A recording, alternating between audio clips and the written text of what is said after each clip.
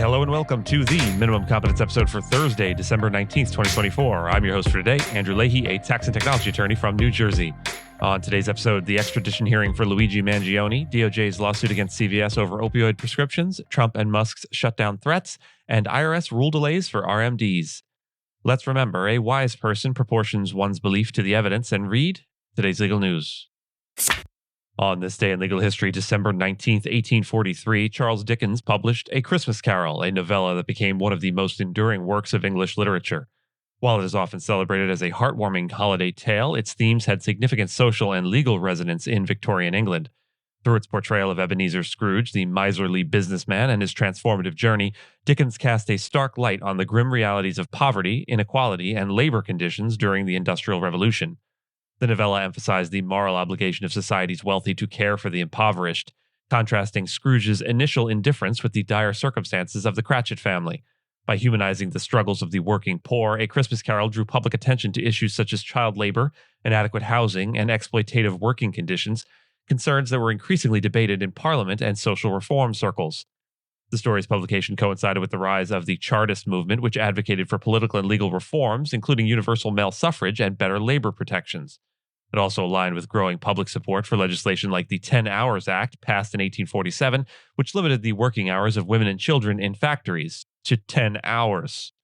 Dickens himself was a vocal critic of the Poor Laws, a legal framework that often penalized poverty rather than addressing its causes, and his novella reinforced calls for a more humane approach to social welfare.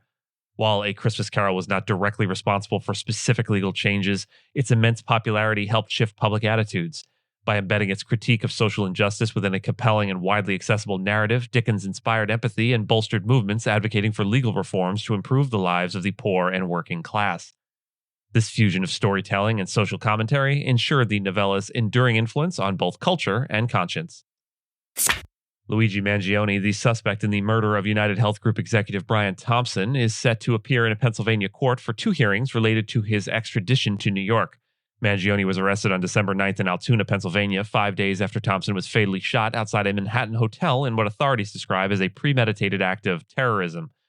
A New York grand jury has indicted Mangione on 11 counts, including first-degree murder and murder as an act of terrorism. At the time of his arrest, Mangione was found with a self-assembled 9mm handgun, a homemade silencer, and multiple fake IDs, one of which was allegedly used to check into a hostel near the crime scene.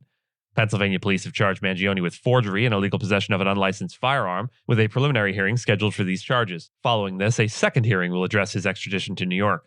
Under Pennsylvania law, Mangione can consent to extradition by waiving his rights in court.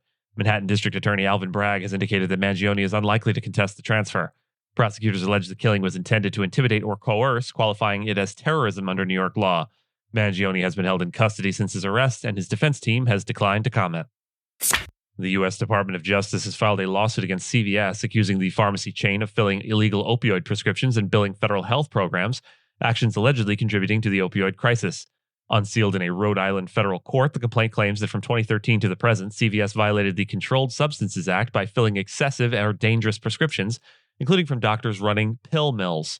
The lawsuit alleges CVS's performance-driven culture ignored warning signs and led to overdoses, with some patients dying shortly after filling prescriptions. The DOJ claims CVS pharmacists were pressured to prioritize speed over safety, ignoring red flags and internal warnings about questionable prescribers. For example, CVS continued filling prescriptions for an Alabama doctor under investigation in 2015, who was later arrested in 2016, and for a Pennsylvania doctor accused of dispensing opioids without seeing patients. The lawsuit also highlights deaths linked to 10 individual patients who received illicit prescriptions from CVS. CVS disputes the allegations, asserting it has cooperated with the DOJ's 4-year investigation and strongly disagrees with the claims. This lawsuit follows CVS's 2022 agreement to pay nearly $5 billion to settle similar opioid-related claims. The DOJ lawsuit originated as a whistleblower complaint from a former CVS employee who criticized the company's assembly line approach to dispensing medications. The case reflects ongoing accountability efforts in the face of a crisis that has claimed over 800,000 lives since 1999. President-elect Donald Trump and Elon Musk have strongly opposed House Speaker Mike Johnson's proposed spending bill to avert a government shutdown before the holidays, creating significant turmoil within the Republican Party.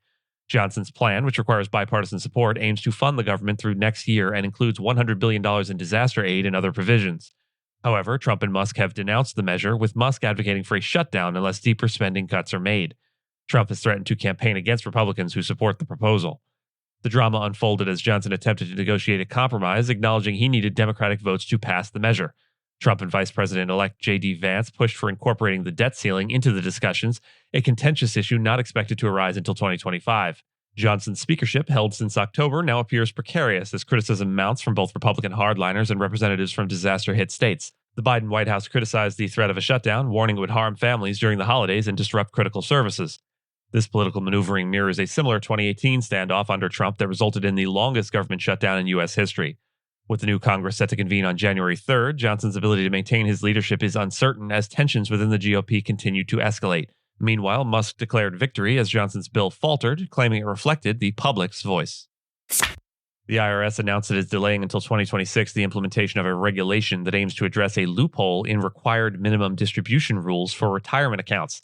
This loophole created confusion for workers born in 1959 due to inconsistencies in the Secure 2.0 Act, which Congress passed in 2022 to allow employees to keep money in tax-advantaged accounts longer.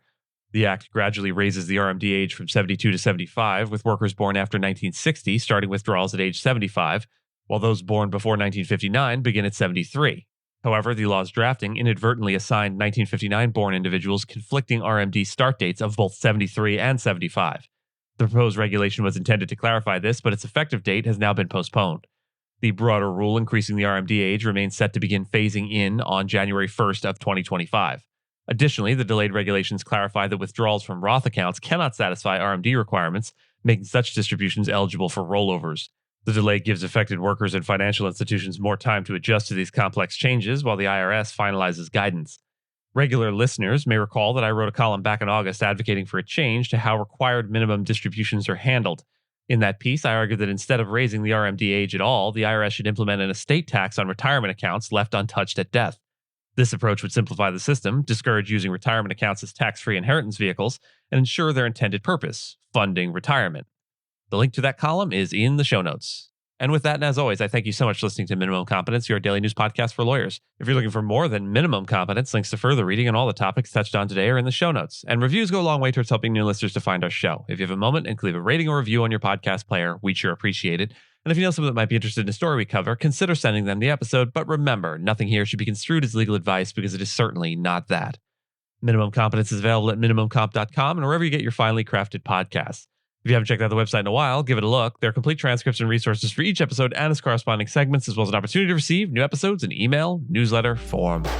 We'll see you back here tomorrow, and until then, remember, he is happy whose circumstances suit his temper, but he is more excellent who can suit his temper to any circumstances.